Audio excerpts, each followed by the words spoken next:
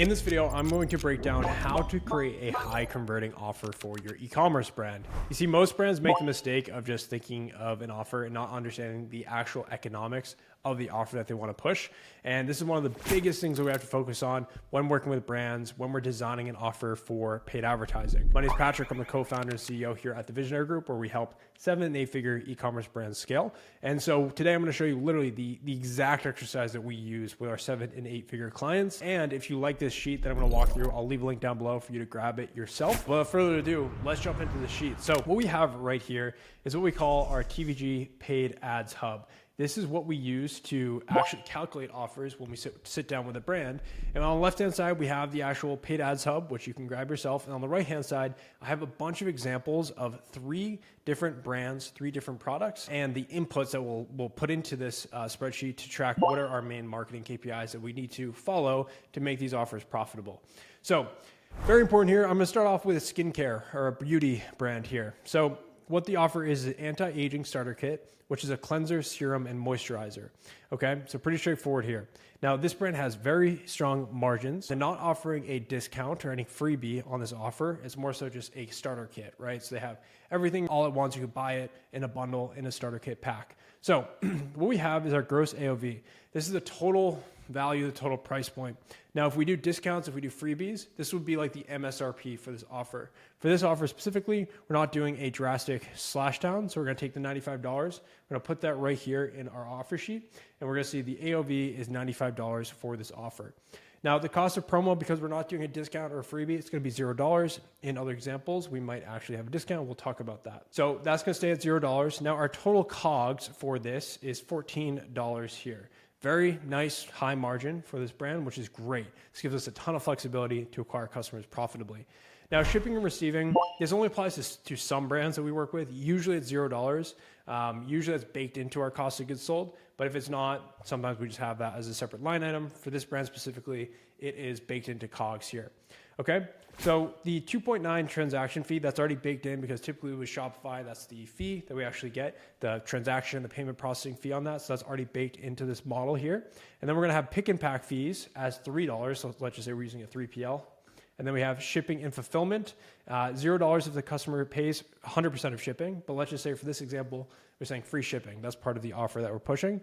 We'll put in 6.5 as our shipping and fulfillment cost that we're going to eat as a brand. Return rate, let's just say it's 6%. So we're going to put in a 6% range there. So what we're going to do is we're going to put our return rate, which is 6%.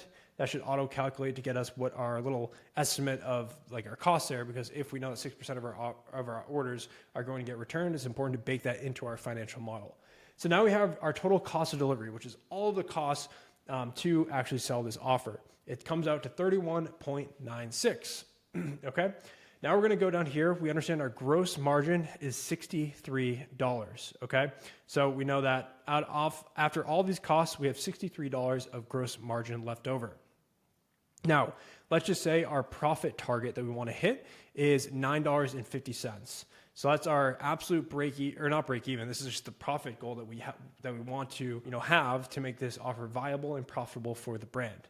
As you can see here, with this estimate, with baking in a $9.50 profit target, that gets our break even or our target customer acquisition cost, the most that we want to pay to acquire a customer, at $54, our marketing efficiency ratio, our acquisition marketing efficiency ratio at 56%, and our blended new customer ROAS, which is all marketing spend divided by new customers, at 1.8. Okay. Then down here, what you can do is you can kind of put in some data to figure out, okay, what is the target conversion rate that we want on our site? Let's just say when we start running ads, we have, for example, $1.50 is our cost per outbound click. Then our conversion rate on our site needs to be at a 2.8% to make this profitable.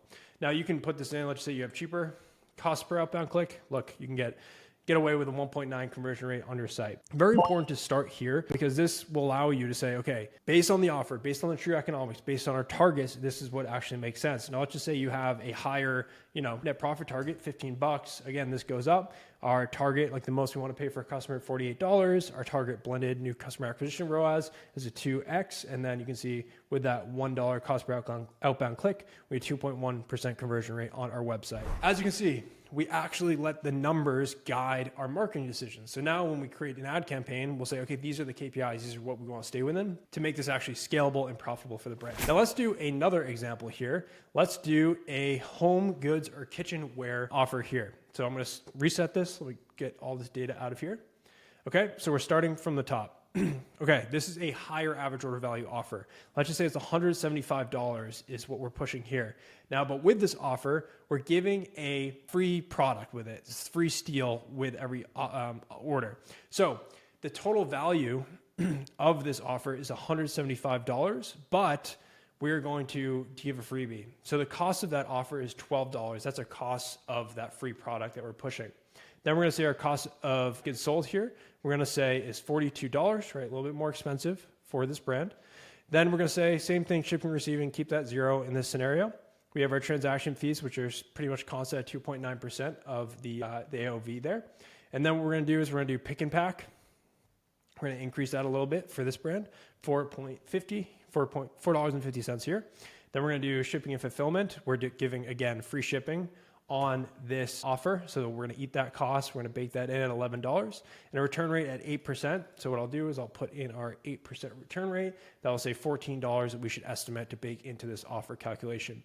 So that means our total cost of delivery is $88.58, which is about 51%, which means our gross margin, our gross profit margin on this is 49%, which gives us $86. Now let's say a net profit target on this is actually zero. So for some brands, they just want to be a break even on the front end because they have lifetime value.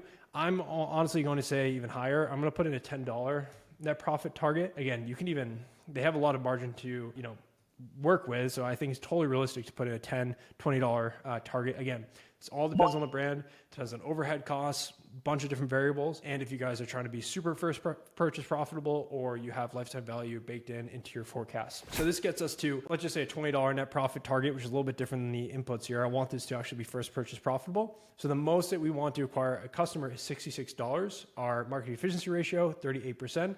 Our target blended new customer acquisition or new customer ROAS is a 2.6 on this, okay? And then same thing down here, we have like a 1.5 in here. That means we need a 2.3% conversion rate and a 1.5 cost per outbound click to make this all work. Different example, different style of offer. You can see how that plays out. Now I'm going to do a different offer, which is for a premium dog wellness subscription brand. Different scenario here. Let me clear this all out and let's break down this offer here. So the gross AOV is going to be $55. Cost of promo, $0 on this in this situation. The cost of goods sold in this is going to be $16. Down here we have, again, zero on the shipping receiving, 2.9% on the AOV, which would be $1.6 or $1.60 here. Pick and pack fees, we're going to put $2.50 in this example. And then shipping and fulfillment, we're going to make the customer pay. So $0 if the customer pays for shipping in this scenario.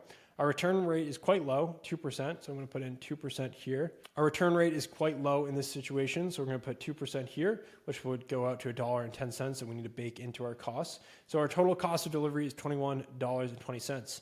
That means our gross profit margin is $34. And now this is interesting. This brand is a high LTV brand. They want to acquire as many new customers as possible. And they know that a certain amount of customers that enter into this offer come back and buy. So as a front end target, they're actually fine at being at negative. This is crazy. Bear with me here. I know.